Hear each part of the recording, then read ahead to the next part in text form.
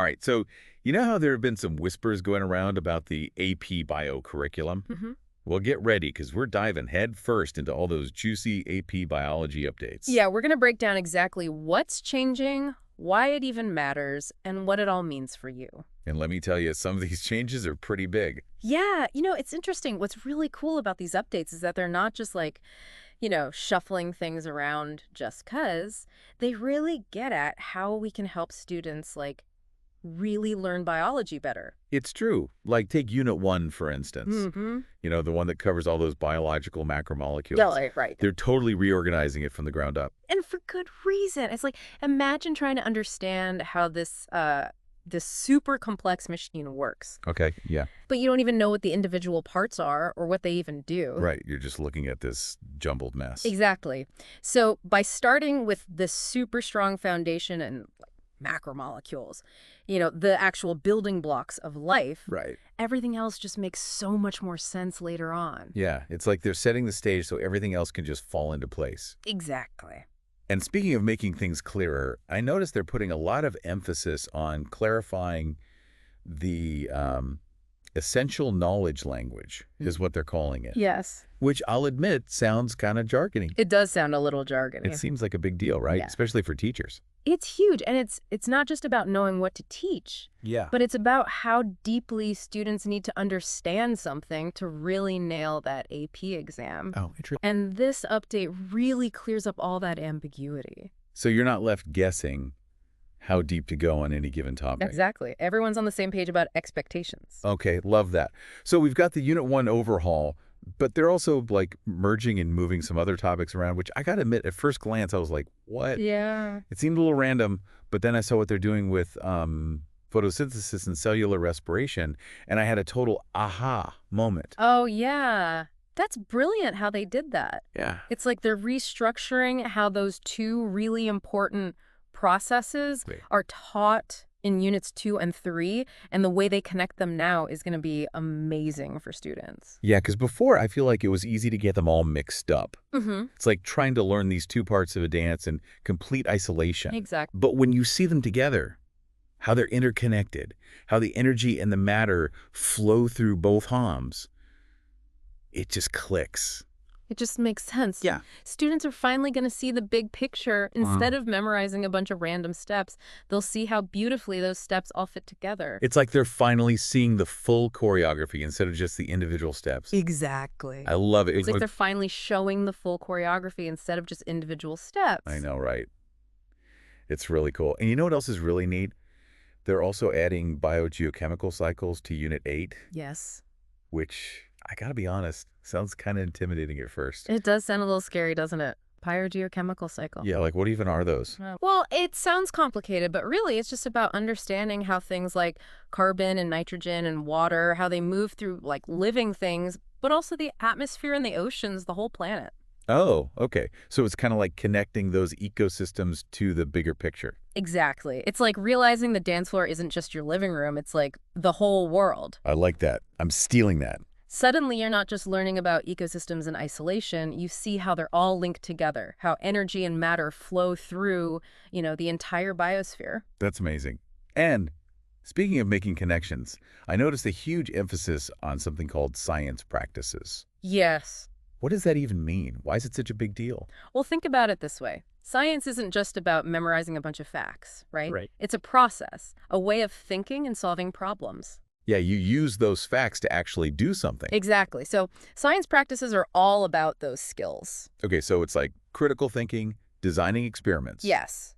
Analyzing data, all the tools you need to actually do your science. So it's about equipping students with the skills they need to actually be scientists, not just like students of science. Exactly. It's not just about acing the AP, it's about equipping students, to understand the world around them. Right, like to even question the things they're reading and be like, hold on a second, does that even make sense? Exactly. Think about it. Being able to analyze a scientific article about some new medical discovery or contribute to a conversation about climate change because you understand how those biogeochemical cycles work. That's power. It is powerful, giving them the confidence to ask the tough questions. evaluate the evidence and be like, okay, I'm going to form my own informed opinion on this. Exactly. And, amidst all this exciting change, I know there's always this little bit of anxiety about what stays the same. Yeah, totally. What's staying the same? What do I need to know? And I'm happy to report that the exam format itself, the structure you're all familiar with, that's not changing. Okay, that's huge. So Yeah. for all those teachers and students out there who might be freaking out a little bit, take a deep breath. Yes. The exam itself is still testing the same core knowledge and skills, just in a way that aligns with, the updated curriculum. Right. And on that note, the College Board is also updating a lot of their free resources in AP Classroom, which is nice. Yes. Which is fantastic. We're talking about updated AP daily videos, those short little targeted videos on specific topics. And the question bank will be totally aligned with the new framework, too. Nice.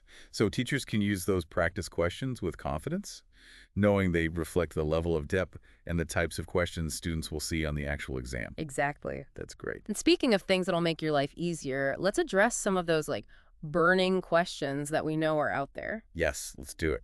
One big concern is teachers wondering if they need to resubmit for the AP course audit because of these updates. And the answer is? A resounding no. Music to my ears. Since the scope of the course is fundamentally unchanged, there's no need for a full resubmission. Okay, good to know. These updates really just enhance the existing curriculum. They're not overhauling the entire thing. Yeah, exactly. Exactly. What about textbooks? Do teachers have to, throw out their old books and buy all new ones? That can get expensive. That's a great question and a common concern, and no, they absolutely do not need to do that. Okay, phew. The College Board has been very clear that textbooks published within the last 10 years are still good to go. Okay, that's awesome. The core concepts haven't changed. That's great. So no need to scramble for a last-minute budget increase. Exactly. It sounds like they've really tried to make this transition as smooth as possible for everyone. They have. And I think it speaks volumes about their commitment to making AP Bio more accessible and engaging, not more stressful. Which I think brings us to the bigger picture here. It's not about making things harder. It's about making them better. Okay, so let's unpack that. What do these changes really mean for AP Biology? Why should our listeners care? It's about making it, more relevant to what students are going to be doing later on, more engaging so they actually want to learn, and it's about truly preparing them for, college, for whatever comes next. Exactly. It's about lighting that spark of curiosity in them. Yeah. You want them to be fascinated by how life works. Right. And then you got to give them the tools to actually go after those questions. Because at the end of the day, it's not about the grade on the AP exam. Right. It's about opening those doors to a lifelong love of learning, of being curious. This is a lifelong learner. Yes, absolutely. It's about empowering them, giving them the tools to, be those scientists and thinkers and problem solvers of the future, to tackle these big, crazy challenges that our world is facing. I love that. And who knows, maybe, just maybe, some of those future scientists are the ones listening to us right now on this deep dive. I hope so. So as we kind of wrap things up here, any final thoughts you want to leave our listeners with? Something to ponder, maybe, about these AP Bio updates? Ooh, okay. How about this? Imagine you were the one designing the AP Bio course. What would you say is the absolute most important thing to focus on? What topics, what skills would you say are non-negotiable? Not just to ace the exam, but to really thrive in a world that's, becoming more and more shaped by science every single day. Ooh, that's a good one. That really makes you think about the bigger picture. Right. It's not just about checking boxes on a curriculum. It's about, what do we truly value in education? What do we think is essential for the future? That's a powerful thought to end on. So to all our listeners out there, keep those brains buzzing. Keep asking those amazing questions. And we will catch you next time on our next deep dive into, whatever fascinating corner of knowledge we explore next.